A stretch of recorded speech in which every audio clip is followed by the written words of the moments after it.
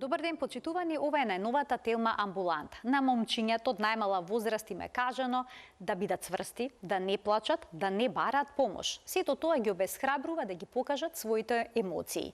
Грижата за менталното здравје кај мажите е спротивна на културолошките очекувања. Велат дека молчењето е злато, но дали е тоа секогаш така? Зошто мажите треба гласно да проговорат за своето ментално здравје? Ќе дознаете денеска од разговорот со Кирил Тројачанец, психолог, советник во Центарот за советување на момчиња и мажи. Разговорот ќе го проследите веднаш по рекламите.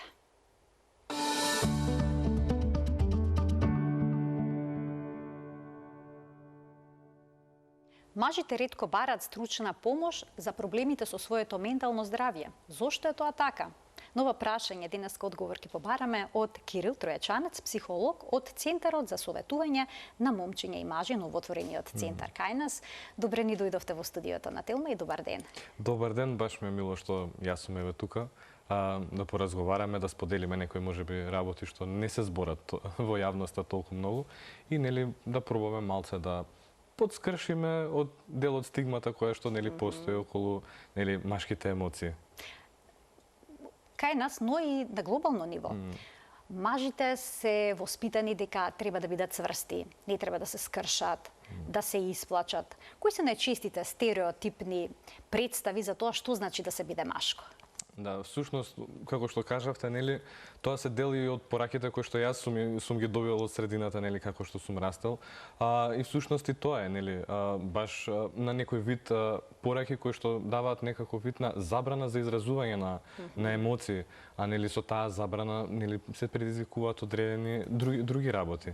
Нели ние за да научиме како да постоиме со нашите емоции, бидејќи ние мажите сме луѓе и ние доживуваме емоции, значи не сме поразлични од тој дел за разлика нели во споредба со жените.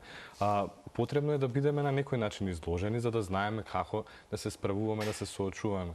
Со таквите забрани се, како да кажам, се попречува еден голем аспект и голем дел од човековото искуство, од самиот процес нели на живење и на бидување на човек на еден начин. Но има ли мажи кои што се навистина отпорни на емоциите, на изразувањето на ранливост и слично?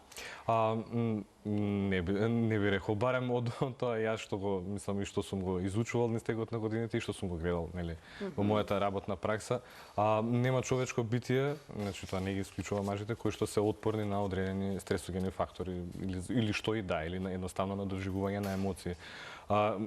Толерантноста кај секој индивидуа е различна. Значи дали некој можеби подолг период ќе издржи некаков стрес, некој можеби помалку, секој нели е со својот прак на толеранција што нели не го прави еден послаб или појак, туку не прави нели да сме поинакви малку. И уствари тоа е целиот момент на како да кажам, една потреба. Не е отпорност, потреба е. Значи основна човечка потреба е нели да сме едни со други, да споделиме, заедно едноставно да живееме, затоа што ние луѓето сме социјални суштества, едноставно нашата природа е да бидеме нели со останатите други луѓе. Нели самото емоционално несподелување малце става дистанца. Да, и тоа нели ќе позборуваме, верувам и понатаму да. Ќе продискутираме за сето тоа, но што значи пак да се потиснат емоциите, да не се изразат? Еве вие како маж може и од сопствено искуство да проговорите. Бидејќи средината понекогаш знае да реагира кон мажот кој што ги покажува своите емоции, навистина има тука грди епитети кои што се прилепуваат. Папучар, женско петле, плачко и така натаму, нели? Особено еве ми текнува и кога сум растел, нели, како дете, често и од другите момчиња сум ги добивал тие пораки, нели, ако сакам да изразам нешто или едноставно и едни према други сме така погруби во тој аспект, барем тоа е било моето искуство. Тоа нели не е некоја не мора да значи за сите. Вака, јас би го објаснил моето искуство како јас сум го доживеал со моето потиснување на емоции. Доаѓа еден момент каде што барем јас, ми дојде еден момент каде што толку многу потиснував, каде што не чувствував задоволство во обични работи кои што ги правев, каде што чувствував голема дупка во мене, како да немав пасија за многу работи. Ама сепак имаше нешто кое што ме инспирираше да го истражам тој момент, тоа што имав некоја желба за да искусам нешто повеќе. Па набрзо потоа почнав, затоа што имав пошто тоа е како се тапка, како еден компресиран воздух и најнаш ќе почне да пука, да. Па таму во подоцната адолесценција почнав заради одредени емоционални реакции кои што веќе не можев да ги потиснувам, дури да имам и психосоматски симптоми, тоа се на телото ми се одразува одредени емоционални состојби. За среќа во моето семејство не беше табу тема менталното здравје, па имав можност да се обратам уште тогаш на мои 17-18 години на кај стручно лице на психотерапија, и од тогаш отпочна мојот процес на истражувањето на моите емоции, низ текот на овие години, можеби со паузи, се уште си одам. Значи, вие како психолог, всушност, си посетувате и стручно лице. Не треба тука да има предрасуди, кога е нешто потребно, треба да се преземе тој чекор. И сега, кога збориме за младите момчиња, што се тие прават за да се социјализираат? Бидејќи социјализирањето е тука многу важен фактор. Се што тоа зависи од како е и самото момче, затоа што секој е различно. Секако дека човечка потреба е да биде прифатен од средината на одреден начин за да има интеракција. Често знаат момчињата да се така малце по да се можеби погласни во некој, мислам ова е така мое увидување, не знам колку е генерално точно, ама има доста често и сум видел и како се повлекуваат ако некој е по-доминантен во средината, така да има и такви случаи, не е реткост и во одредени друштвени кругови да се почне и со некои си самодеструктивни однесувања, зборувам на групно ниво. Тоа не се случува само кај момчињата, ама еве кога ме прашувавте за момчињата, тоа е нешто што јас го имам гледано, ама и додека сум растал исто сум го гледал. Има некои стереотипни убедувања што значи да се биде успешен маж, имотен, со пари, со моќ. Дали ова е некоја можеби норма која што најрано почнуваат момчињата да ја следат? Да, за жал имам приметено тренд каде што и на социјалните мрежи некако многу се изложуваат тие работи. Чисто на кратко, како се дизајнирани алгоритмите на социјалните мрежи, тие се дизајнирани за да го привлекуваат вниманието што е можно повеќе. Сега, за да го направат тоа, некако на некој начин пробуваат да изнудат некаква си емоционална реакција на тоа што ги гледа. И често знаат младите момчиња да се зафатат во тој круг на гледање на таква содржина, каде што, како да кажам, се подкрепува баш тој наратив, дека машкото треба да има имот, само така ќе добие девојки, не знам, пари, а всушност не е така, барем моето искуство со партнерки не било воопшто така. И некако мене малце ме загрижува моментот што некако барем во последно време гледам засилување на тој наратив. Според мене не е некоја реалност. Сигурно има по некој случај каде што важи тоа правило, ама некоја генерална потреба на машкото да биде така, не стојам за тоа. Јас лично не стојам за тоа. Ајде да проговориме за најчестите ризик фактори кои што може да доведат до некаков проблем со менталното здравје кај мажите. Ве ги споменавме веќе финансиите, парите. Што значи ако мажот е невработен, доколку е нереализиран на професионален план, може ли тоа да го скрши? Како и секој човек, впрочем. Да, кршење можеби е тежок збор, ама секако дека може да влијае на менталното здравје. Баш како што спомнавме и претходно, тие се дел од социјалните притисоци кои што ги и пораки кои што се праќаат према мажите и може да доколку има некоја таква ситуација, може да допринесе да има поголем притисок. За да околу целото тоа можеби неостварување на машкото како машко и самиот тој наратив да допринесе некако да е катализатор на еден начин за некоја си можеби поголема криза на менталното здравје баш во тие моменти. Иако ниеден човек не е отпорен на така силни стресогени фактори.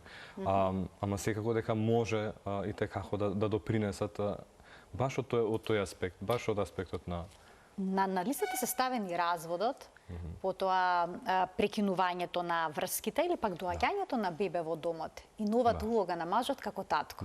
Значи тоа може да биде причина за проблеми со менталното здравје. Секоја промена која што од нас луѓето нели бара поинаква адаптација можеби, или користење на нашите ресурси, баш така дава притисок нели на одреден начин за ние да направиме нешто. И баш затоа е важно нели да зборуваме за емоциите. Нели затоа што тогаш се создава некоја емотивна реакција.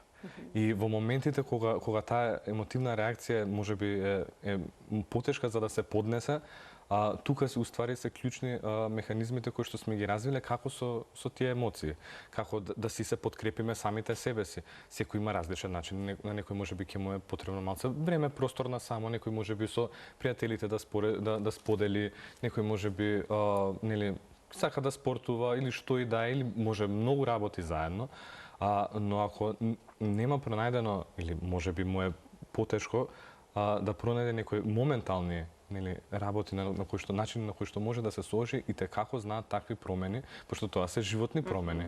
Најнаш било вака, сега е многу поинаку. Тоа на секоја личност ќе допринесе нели и те како притисок на своевиден нели на самото ментално здравје и може да резултира или на секакви начини може да. А што е со возраст? Дали возраст е ризик фактор, односно дали почесто се јавуваат проблеми со менталното здравје кај повозрастните мажи или пак тоа е присутно подеднакво и кај адолесцентите и кај младите? Да, присутно е со тоа што нели убаво е да се повикаме нели на статистики ако гарантираме за нешто, но сепак како што оди возраста, така има поголем ризик фактор кај мажите да се развие деменција. И со возраст и други одредени нели состојби, ама ете како ризик фактор конкретно за менталното здравје е конкретно појава на некаква форма на деменција и тоа расте нели со годините. Така. Вела дека цената за машкоста може скапо да се плати. Но во последно време на машкоста пак се гледа како на токсичност. Дали тоа навистина им помага на мажите, бидејќи некои сметаат па дека се отиде предалеку и со таа токсичност поврзана со машкоста. Да. Ова е многу, барам јас како го гледам, како многу емоционална врзана дискусија и дискурс. Сметам дека можеби е малце потребно да се пододдалечиме и да ја гледаме малце поголемата слика, кои се ефектите, нели, позитивните и негативните ефекти од таквиот наратив.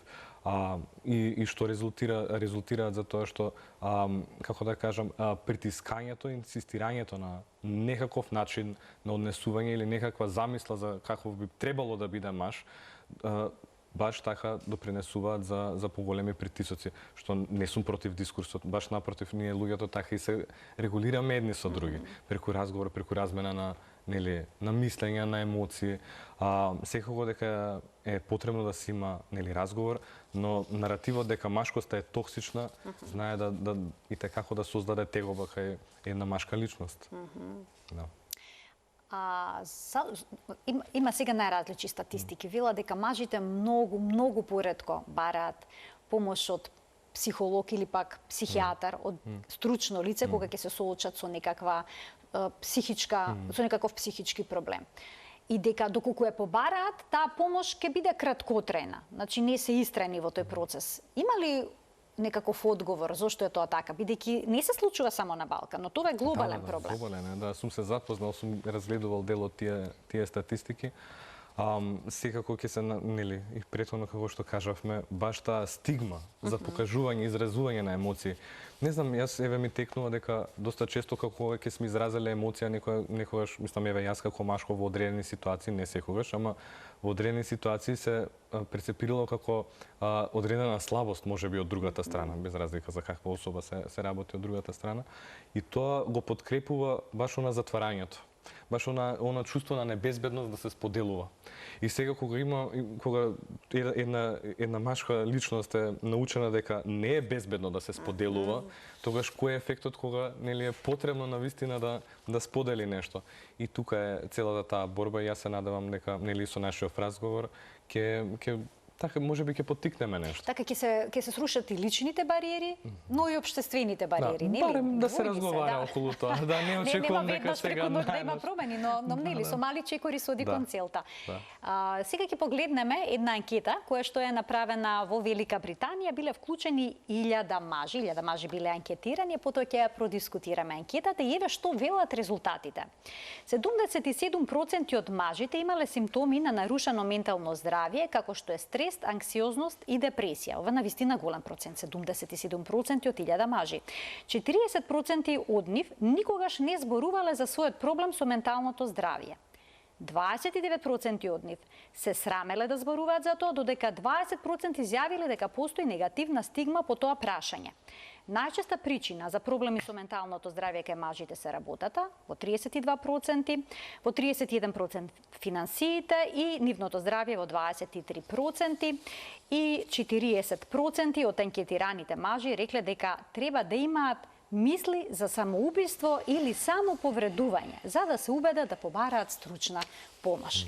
И некако вакви резултати од анкетите се среќаваат на секаде каде да се направат, значи ова не се изолирани податоци и бројки.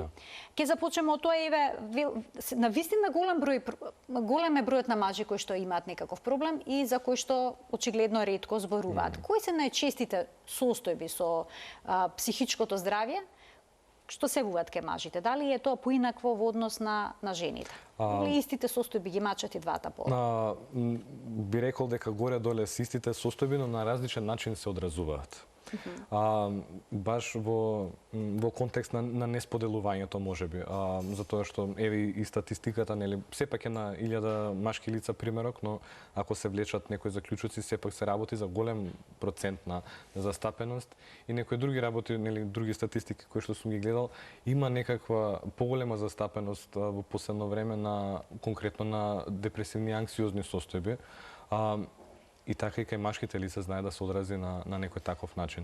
Со тоа што нели поголемата разлика е тоа што можеби не споделуваме толку. Инаку секако дека знае да влијае. Секако нели пошто се зборува за депресивност и анксиозност, има нели различни форми, во различни форми може да се најде најверојатно на многу често и потешко и да се детектира, затоа што замислете сега некој човек да му е тешко да сподели. Можеби некои јавни истражувања ќе дадат пореален резултат за тоа какви се, пошто е синонимни анкетите, истражувањата, отколку нели од некои податоци можеби што би се добиле во јавно здравство. Мислам, тоа е моја претпоставка, баш ради потешкотијата да се сподели можеби. Ќе ги поканиме гледачите да се вклучат во денешната тема амбуланта со нивни прашања на оваа тема, а можеби и со споделување на некакви сопствени искуства. Ќе ги продискутираме и причините кога се јавуваат да побараат мажите стручна помош, значи кога веќе се во безизлез, кога помислуваат дури за самоубиство.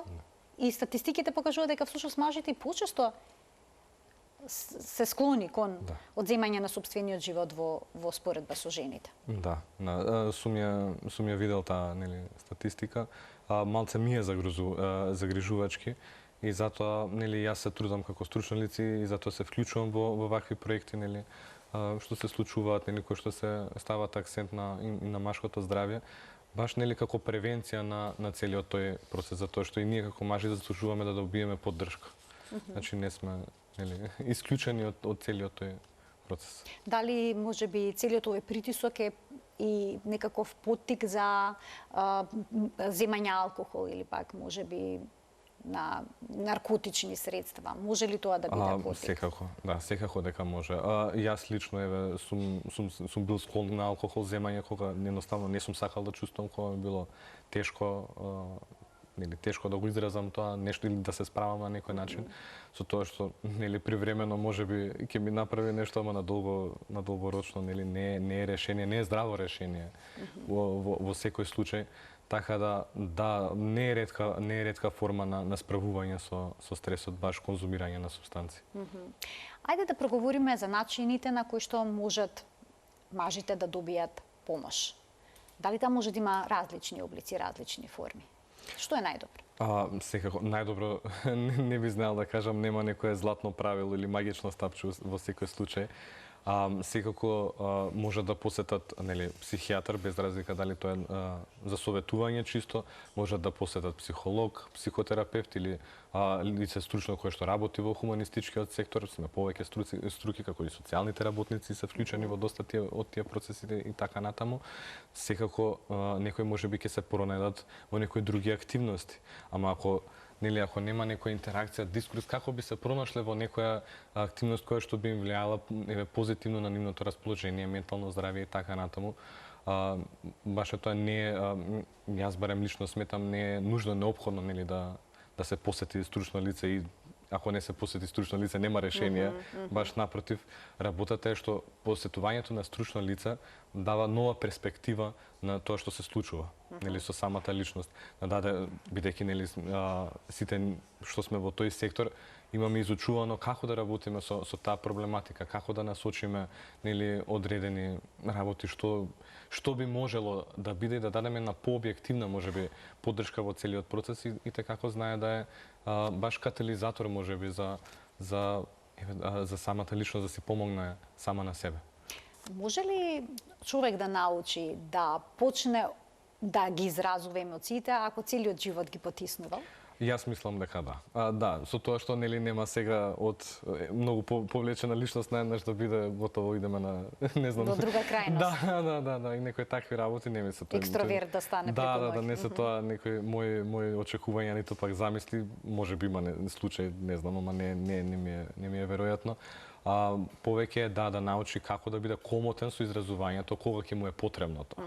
Значи не е работата сега да си кршиме своји граници кога не се осеќаме комотно ние да се расфрламе со нашите емоции, можеби да си направиме поголема штета на себе си. Работата е кога ни е потребно да ги изразиме, да ги споделиме.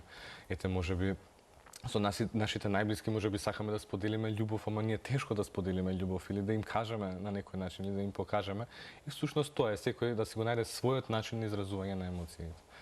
Кога треба да се побара помош, стручна помош? Кои симптоми треба да ги почувствува момчето или пак мажот за да свати дека е време да се јави? Јас не би рекол дека ке психолог или психијатар. Така. Јас не би рекол дека мора да се јави некаков симптом. Значи можеби се работи за некоја така дилема или можеби незнаење или можеби некоја замисла дека е нешто или се случува нешто и тогаш е сосема во ред да се отиде. Може да се отиде и за личен раст и развој, можеби сакаме нешто друго да искусиме.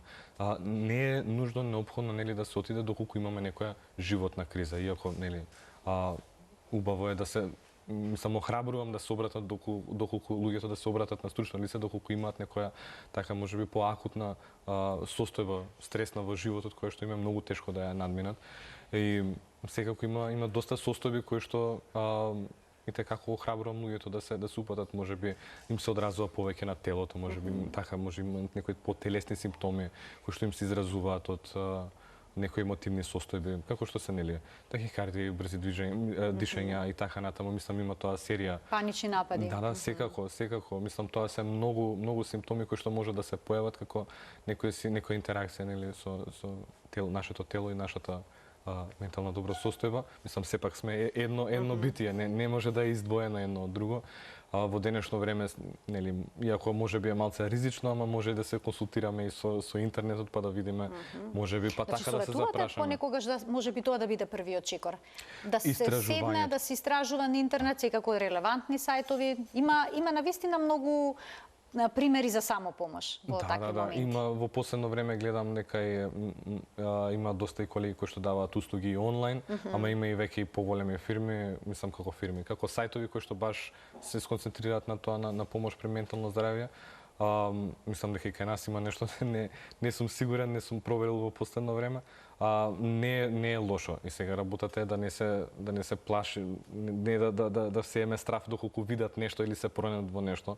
Не мора да значи дека е така, ама можеби тоа ќе ги поттигне, па окей, ајде да прашам стручно лице. Тоа ми е барем мојот тек на мисла кој што го имам во моментот. Да, го споменавте семејството дека е многу важен фактор во целиот овој процес. Што може семејството да направи во таква ситуација? Јас би рекол убаво е да има разбирање. Убаво е тука за личноста која што на кој што е потребна поддршка во моментот и нежност и емоционална А поддршка. младите родители, што би ги советувале во однос на воспитувањето на нивните деца, на момчињата? Тоа е многу широко прашање.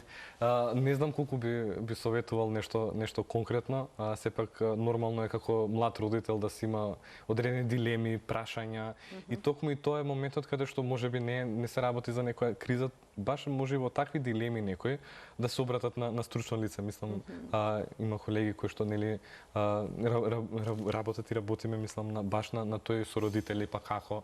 Така да охрабрувам во тие моменти и секако емоционалната достапност сметам дека е убаво да се има во предвид. Така, емоционална достапност, ово убаво го формулиравте. Ние сега тука ќе направиме кратка пауза, веднаш потоа ќе продолжиме со детали околу Центарот за советување на момчиња и маши. Останете ме тума.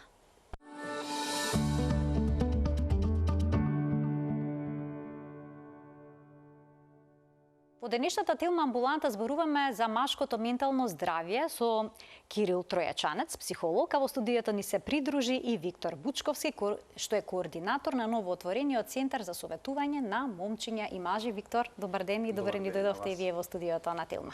Веќе втора недела работи овој центар, па што ве поттикна, што беше мотивот за отварање на еден ваков центар за советување на маши? Да кажам едно дека би било мотив, тогаш ќе излажам. Се работи на оваа идеја и концепција повеќе од 2 години. Сега се поводи вистинското време да биде и реализацијата. Центарот започна, како што кажавте, пред 2 недели и сметаме дека преку центарот би можеле да ги менуваме на виките, би рекол. Да ги менуваме на виките. Ајде да разговараме, независно од кој пол сме, дека може да разговараме. Така, особено за нашите емоции, дали се справуваме со некоја потешкотија или не мора да се справуваме со потешкотија. Јас првиот пат кога сум отишол на психолог било поради што сум имал врска со девојка која не сум можел да ја разберам. Значи и тоа е нешто за кое би сакале да разговараме кога сме млади. Домот, родителите, пријателите не секогаш може да бидат според мене објективни со нас. И одењето, разговарањето и можноста што ја нуди центарот е една објективна обсервација, би рекол. Се правеле ли некакви истражувања колкава е свесноста за менталното здравје кај машката популација? За жал, со бројки немаме доволно бројки да разговараме на темата, но во Националниот младенски совет на Македонија во почетокот на година, мислам дека беше јануари или февруари, и издаде едно истражување во кое се вели дека 58% од младите се соочуваат со анксиозност, додека пак на другата страна 64% се почувствуваат депресивни.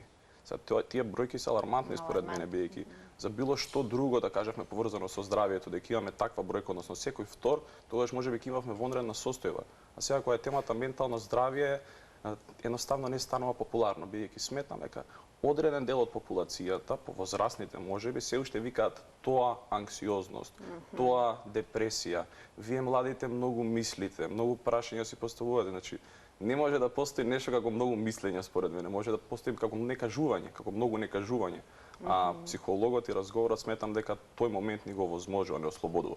На каков начин мажите кои што сакаат да побараат некакво советување или пак помош во овој центар за советување на мажи, може да се обратат?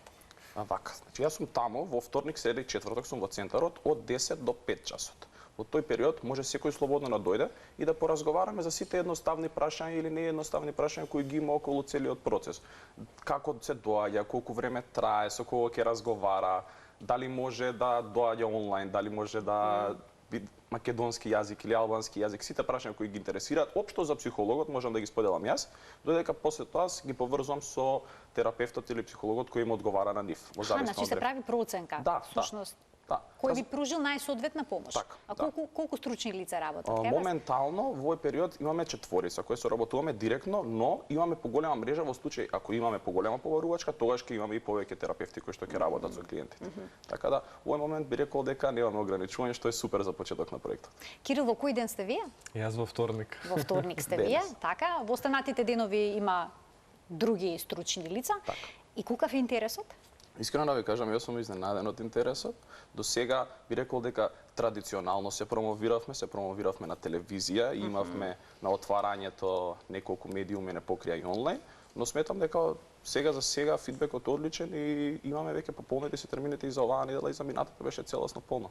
Целосно пополнет? Да. На која возраст обично оние што се па варира возраст. Нема, мислам, имаше и момчиња, имаше и мажи, не можам да кажам точно која е возраст. А зашто најчесто ве бараат помош? Па искрено не мислам дека треба мислам, да, би рекол Општа, така. околу анксиозноста беше најголемиот дел луѓе што се јавија со анксиозност и имаше многу луѓе кои се јавија за повлеченост, некомуникација доволна или затвореност во домот. Мислам дека преголема индивидуализација што има донесено до одреден степен веќе и на изолација. Тоа е чисто, Кирил, да се затвараат во себе, веќе споменавте во разговорот. Дали треба долг временски процес за сето тоа да се надмина? И доволна ли е само психотерапија, разговор? Дали оној момент кога ќе се скрши нешто во нив и ќе почнат да зборуваат за проблемот, веќе е дел од решението? Така, јас би рекол дека така почнува процесот. Затоа што тој процес може да биде долг и не толку лесен. Нема некое правило, некој можеби ќе му оди побрзо, некој можеби поспоро, но еве баш да кажам, едно е да сме гласни, нели, да збориме, а друго е да сме емоционално повлечени и да не споделуваме. Значи може да делува, тоа е некој си парадокс кој што јас го имам забележано, значи може момче еве да делува или машко може да делува дека не му е ништо, дека супер моја, всушност емоциите да не е во контакт воопшто со нив, ниту пак да може да ги сподели и тоа да му создава еден внатрешен, како да кажам, Притисок Да, притисок, баш така, баш притисок. И тоа си има свој ефекти, така да убаво, како што кажа Виктор, убаво е да зборуваме, да споделиме, дека има опција, дека и ние сме луѓе, дека и ние имаме потреба да збориме, да споделуваме, и дека е сосем во ред и дури е убаво и ние машките да чувствуваме емоции. И да ги споделуваме на еден безбеден начин. Виктор, очекувавте да има ваков фидбек, да има ваков интерес и кон што целите да се развива овој центар? Искрено очекував дека ќе има интерес, почнувајќи од себе и моите пријатели. Бевме свесни со што се соочуваме и од прилика ни беше јасно дека одредени периоди, посебно сега си имам 25 години, на некој крстопат се наоѓам. И се ако има крстопат, има и многу прашања. Јасно ми беше дека има и многу други луѓе кои се на различни типови на крстопат и верував дека ако добро се промовира, дека тогаш може ќе се охрабрат луѓето да дојдат. И кон што целиме, искрено не знам во овој момент кон што целиме, бидејќи сметам дека ако немаме големи очекувања, дека тогаш нема да имаме и разочарување, па би рекол дека во овој момент сме скромни, се надеваме дека ќе продолжиме со ова темпо на работа, па се надевам дека во иднина или може на крајот на годината ќе имаме некои подобрувања во резултатите кои ги имаме досега. Сметате ли дека и младите мажи, бидејќи има навистина многу промени во општествата секаде во светот, дали се уште се соочени со една општествена стигма во однос на машкоста или тоа постепено почнува да се надминува?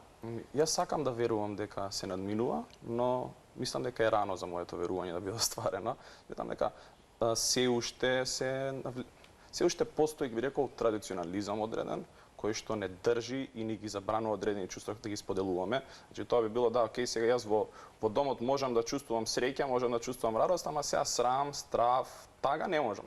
Не одат тие работи една со друга. Така да мора да ги чувствуваме сите работи. Или емотивен сум. Сакам да се исплачам. Не е страшно ако ја кажеш реченицата денеска ми се плаче. Супер, ништо страшно ми нема да се промени. И така мислам дека ќе се подобрат сите односи, бидејќи сметам, знаете, кога бев мал сум слушал, оди направи со таткото ти мовет машки муабети. Значи што значи машки муабети, мислам. Тоа значи дека на 14 години ќе дојде. Или работата заврши како маш, се држиш машки. Има, дури и на жени може да им се каже тоа, види како е заврши, како се држиш машки. Сметам дека не треба да има машки или женски муабети, апсолутно, или пак остај ги жени збора. Нема врска, значи муабет е муабет, сите разговараме. Се надевам дека можеби ќе го промениме тоа. Верувам дека може. И мажите разговарат исто како жените, претпоставувам во друштво кога се заедно, значи, да. Што би сакал да споменам, мислам дека на мажите како да им е потребен посредник за емоција, да речеме да има, сега гледаме фудбал, сега тука сме емотивни во однос со посредникот, например мојот тим е посредникот на искажувањето на моите емоции. Тогаш чувствувам се тага, љутина, бес, радост, има една циркулација во тие 90 минути, но после тоа завршува, значи кога го имам посредникот, тогаш чувствувам, а кога немам посредник, тогаш сум маш. И не разговарам за ништо. А проблем ли е ако мажот не сака да гледа фудбал и не е заинтересиран за тоа? Тука се јавува многу интересен момент тоа. Што правиме со тие или тие се помалку мажи што не гледаат мажи фудбал. Значи многу се интересни тие феномени и традиционално поставени улоги што мислам дека со текот на времето ќе се опуштат. Не би рекол дека ќе се тргнат, но дека ќе биде малце поопуштен. Што сметате дека е клучно да се промени за да се надминат овие ставови? Што сметам дека е клучно да се промени? Искрено сметам дека треба да го наполниме алгоритмот на социјалните мрежи со интересни аргументи зошто тие работи не треба да постојат. И дека не треба да се опфаќа некоја страна и да биде мажи против жени и така натаму, туку треба да видиме кој е заедничкиот јазик на кој што може да разговараме и тоа да биде забавно. Значи ние иако зборуваме за сериозна тема, тоа не значи дека не може тоа да го искористиме или пренесеме на забавен начин во однос на превенцијата за било каков проблем или момент што би можел да настане во иднина. Значи тоа е начин да се надминат стереотипите. Да, ние имаме алатка глобална, а сме мала земја, мислам, добра порака сигурно може да стигне до милион луѓе. Сметам дека тоа ни е алатка со која ќе успееме да оствариме одредени цели кои што ни се далеко потребни. Телефонскиот број на Центарот за советување на момчиња и машко здравје е 070 299 026. Да. Секој ден? По секој време може да се јават на овој број? До 18 часот сме достапни. После тоа во случај ако има пропуштен повеќе го се јавиле подоцна, веднаш од сабајлето им се јавуваме и разговараме. И слободно може да ни пишат на било кој од Viber, WhatsApp, што и да користат, слободно може да ни пишат, одговараме и на тој начин. Значи не е само Имате страница? Имаме страна, да, имаме Инстаграм страна, се вика men.mind.skopje, тоа е нашиот Инстаграм профил. men.mind.skopje, Да. така? На Инстаграм. На Инстаграм. На Фејсбук немате, На претпоставам? Фејсбук имаме сега во периодов кој следи ќе го реализираме и тоа, но на Инстаграм страната се отвора страницата на Хера, исто така, доколку е отвора страната на Хера, hera.org.mk, во делот на сервиси може да се отвори Младински центар Сакам да знам и во Младинскиот центар Сакам да знам тука се наоѓа и Центарот за поддршка и советување на момчиња и на маши.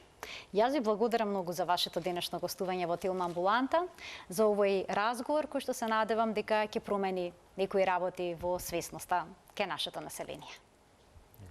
Благодарам и на вас, мислам дека беше прекрасен и разговорот. Многу сте добри.